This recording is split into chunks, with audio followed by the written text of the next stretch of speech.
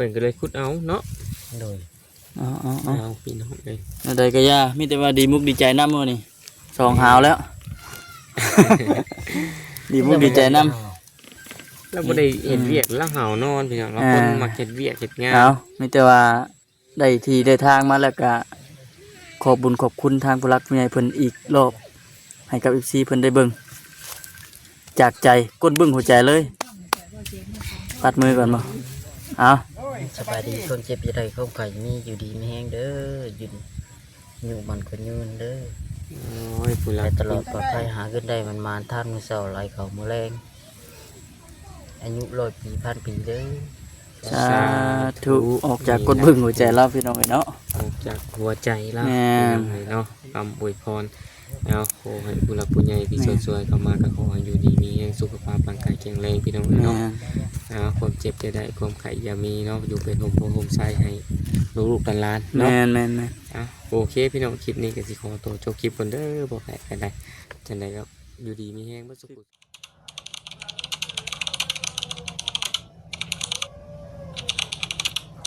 เอาพี่น้องเอ้ยเนาะทักทายสบายดีเด้อสบายดีปักโอ้ยสบายดีเดี๋ยวยกเลยยุกเลยโอเคพี่น้องสบายดีทำละเป็นไรเมื่อยอยู่บ่มื้อนี้บ่เมื่อยยังดีใจครับโดยบ่เมื่อยปานใดเนาะเป็นจังได๋บ่คำละ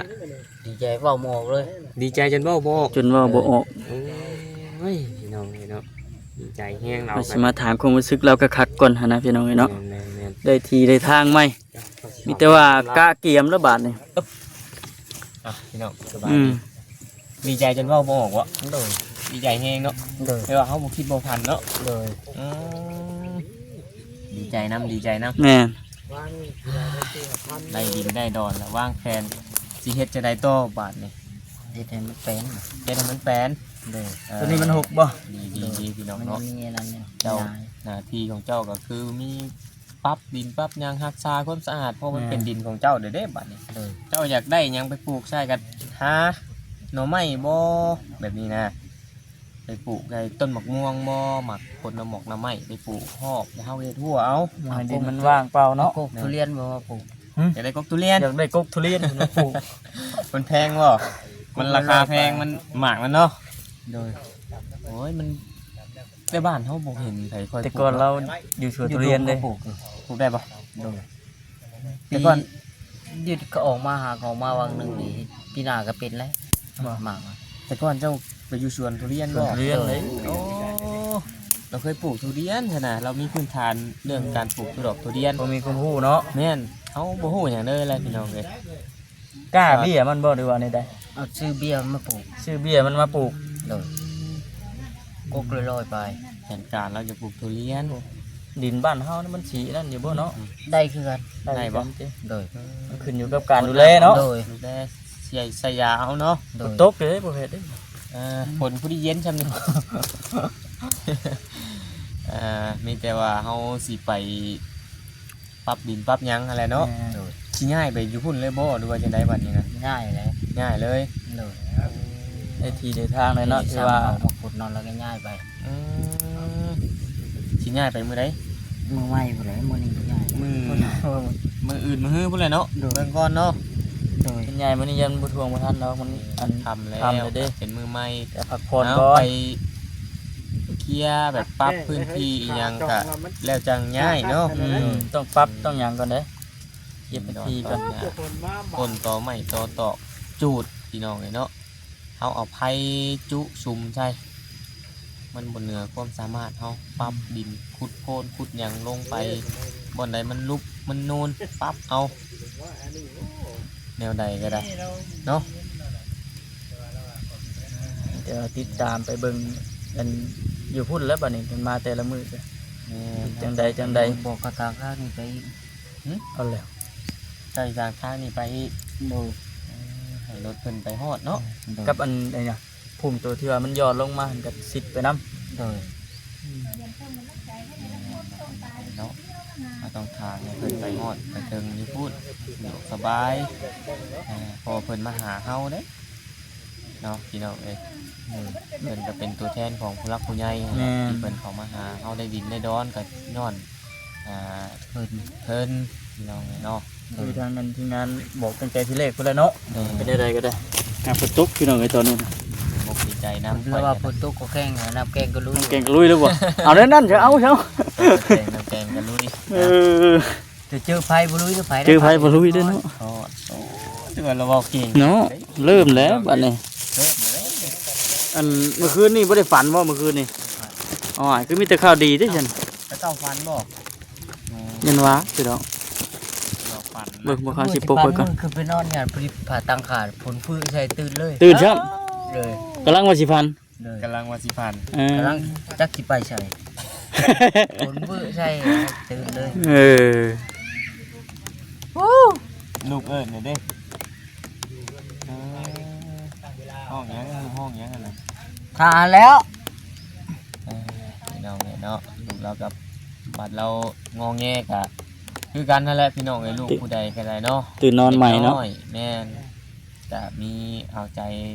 บ้างแน่เล็กน้อยตื่นนอนใหม่งอแงในช่วงวัยเล็ก แม่น อะไรก็ได้สู้ๆกันแหละเนาะเลี้ยงลูกเลี้ยงเต้าก็ได้พี่น้องเลยคือว่าเจ้านี่เก่งเลยไปว่าเจ้านี่เก่งเลี้ยงลูกเลี้ยงเต้าครับ เลี้ยงเดียวเลยติ แม่นเลี้ยงเดียวสู่ลีกับลูกกับเต้าสู่น้องว่าเก่ง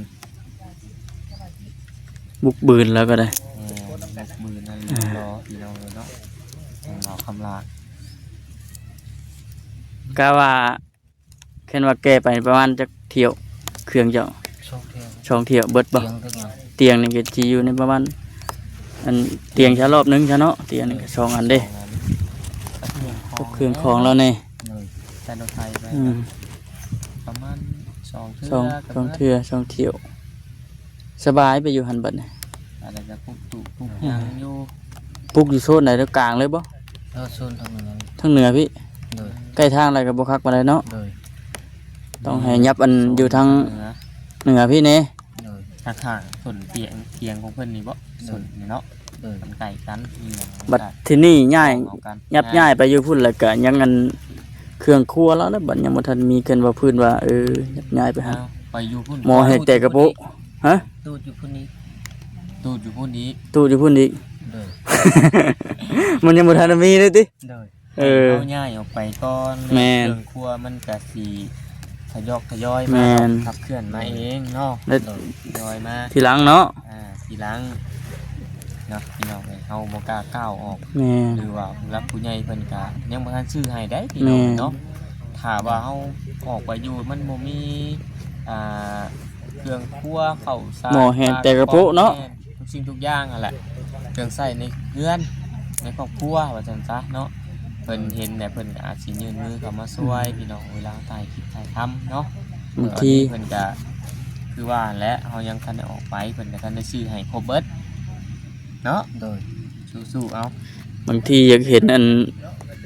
บ่าวคำลาเฮ็ดอยู่เฮ็ดกินเด้อให้เบิ่งอะนะ เฮ็ดเป็นอยู่บ่ เฮ็ดเป็นอยู่บ่บ่าวคำลา เฮ็ดเป็นโอ้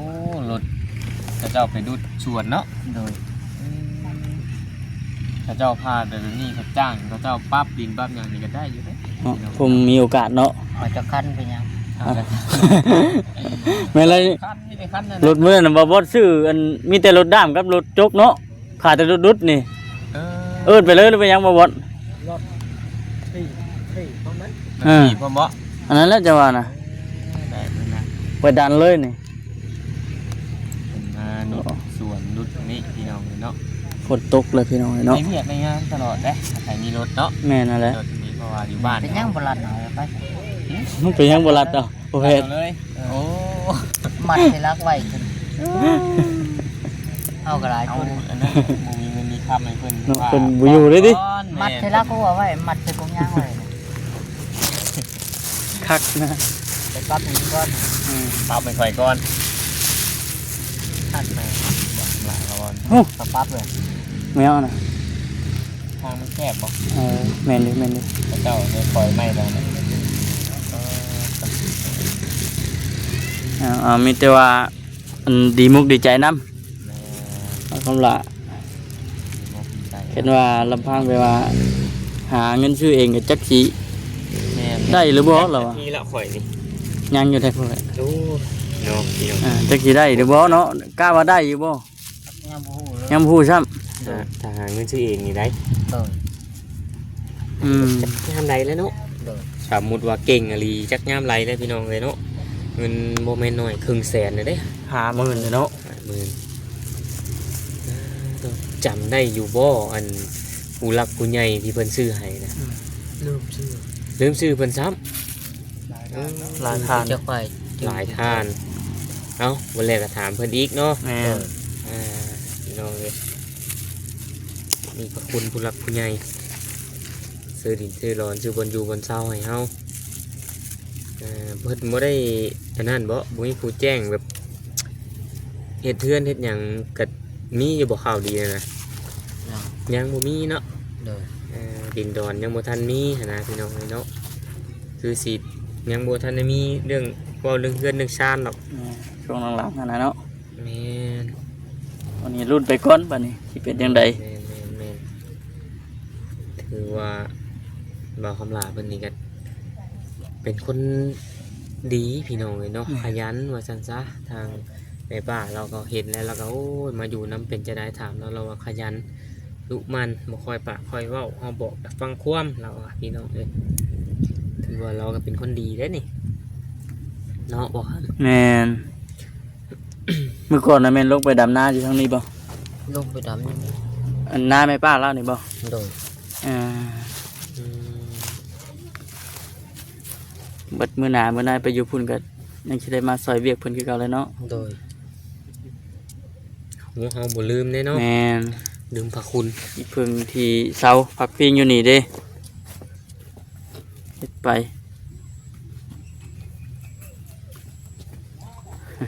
เบกงุ้งๆด้วยนะเราก็ได้เราเออง งๆเนี่ยบ่ ปรับจ่ายปรับแล้วปุ๊บ งงจังได๋ เออ เอ้าบ่เคยคิดบ่เคยพ่อได้กับตัวเอง บ่เคยคิดบ่เคยฝัน บ่เคยฝันเคยเห็นแต่คนอื่นว่าซั่นบ่ได้คิดว่าสิอันมาเจอกับตัวเอง นะอันนี้ก็ ไปเลย ลูกกับบ่ลูกชายเด้พุ่นลงไปเลยไปเล่นน้ำหมูเลยเอาอันนี้ก็ทีมงานเมื่อเบิด YouTube เมื่อเบิดก็ลงไปดำให้ดำนาน้ำเพิ่นซอยเพิ่นเอา ยังดำอยู่บ่เดี๋ยวนี้ ซอยเวียกซอยงานเพิ่น น้อยเดียว มื้อนี้ได้ โดยเบิดน้ เบิดน้ำก่อนบ่เฮาก็เฮ็ดเวียกซอยเพิ่นเฮาอยู่น้ำเพิ่น แน่นั่นแหละ ถ้ากี่ข้านแล้วเพิ่นบ่แพงไหนเนาะไปอยู่ทางใดก็ได้ ต้องดุมันขยันนี่แหละ สิใส่ไผก็ฮักไผก็แพง แม่ อันดูมันบ่ แม่นแม่นแม่นบ่หมดเลย น้องเนาะยังเบาคำละลูกเราก็พูนปลิงอยู่พุ่น ถือว่าจบไปแล้วพี่น้องดึงดินดึงดอนเพิ่นก็ได้มีแต่ว่ามื้อหน้ามื้อในมาก็เฮาก็ติดตามเบิ่งแล้วก็ยับย้ายใส่สวยไปพูดแล้วบัดนี้มีหยังก็ ก็ ได้ จะย้อยไปเนาะ ถ่ายคลิปลงให้กับ FC ได้เบิ่งนํกันตึกตักอยู่ดอกเวลาอันคนเครื่องคนของเราก็ได้อ่า เดี๋ยวว่าเรานี่ก็ขยันอยู่ง่ายๆซะพี่น้องเนาะยังก็ ที่แต่บ่มีเวียกนะเนาะบ่คำหลาเนาะ ถ้าบ่ได้เฮ็ดหยังบัดเฮานอนได้เราก็ได้ แม่นบ่ ำโดย ได้เฮ็ดเวียกให้แน่เนาะ โดย บ่เฮา คนเคยไปเลยเนาะ แม่นคนเคยเฮ็ดเวียกให้อยู่ซื่อๆบัดเฮา ว่าผมกินนี่ อันนี้ โอ้ หนึ่งหาวเลยเด้ หนึ่งหาวเลยเดิ อ่า ค่ำๆนี่ก็คือสิลายหาวอยู่ดอกเห็นว่ายังบ่ได้ไป นอนเต็มอิ่มอยู่บ่หลับนอน เต็ม เต็มอิ่มอยู่เนาะ โดย แต่ว่าเฮามันลื่นเนาะ ลื่น ลื่น เด้ เลย ทำอิดแล้วก็คิดว่าโอ้ยเราสิได้รับข่าวดียันเรานอนบ่หลับเด้ว่าซั่น ยันเราคิดอยาก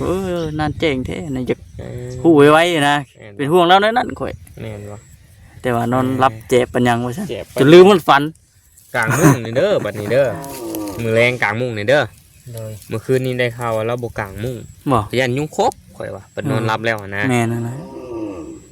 มีมุ้งมีหยังแล้วเขาก็กางไว้เพื่อลูกเต่าเด้ แกป่าซั่นเนาะ แม่นไก่ป่าหน้าฝนยุงหลายเด้ มีหยังก็ได้เฮ้ยเนาะได้หยังได้สิกินแรงมื้อแรงนี่ มันลาบเรือบ่ อืม คักบ่มื้อนี้คักเนาะ โดย โดนๆพ่อบ่ ลาบงัวน่ะบ่ แล้วโดนเท่านั้น โดนๆเทื่อนึง คักอยู่ได้ลาบงัว แม่น ลาบงัวไปหักแล้วพี่น้องเนาะ ก็สุดเท่านั้นแหละเนาะ สุดสำหรับงัวและอาหารแซ่บของบ้านเฮาได้นี่ อืม ซีนเด็บซอยจุแบบอันนี้เจ้ากับกินอยู่บ่ปกตินี่กินดิบนี่ กิน กินอยู่เนาะ โดย อย่ามากินดิบบ่ได้ เดี๋ยวนี้ลูกก่อนดิบ เดี๋ยวนี้บ่ โดย แต่ ลดพรช่วงนี้ โดย แต่ก่อนนี่เอาดุเนาะ แต่ก่อนนี่ดิบมาแบบใด ตัว จัดได้เบิด โดยบ่ใส่พริกใส่เกลือก็มาโลด อือหือ เองโหด เอ๊ะเฉย นี่โหดเนาะ นี่ลูกก่อนนะนบ่ได้นี่ วางมือแล้วว่าซั่นซะ โดย ลายมือช่วงนี้ อาหารโปรดเนาะ โดย มันก็ขึ้นอยู่กับอันวัยเฮาคือกัน แม่น ช่วงกินนั่นก็ได้ นอกจากทุเรียนแล้วสิหายังไปปลูกใส่นะ หน่อไม้มีอย่างนี้หน่อไม้เนี่ยมันกินได้ แนวกินได้ หมั เนาะ กหมักม่วงเนาะ โดย หมักม่วงอันนี้กกไม้เป็นกกไม้กินหมากนะว่าซั่นซะ โดย กกต้นหมากลำไยมาปลูกยัดไว้ในดินน่ะ แม่นปลูกไว้กิน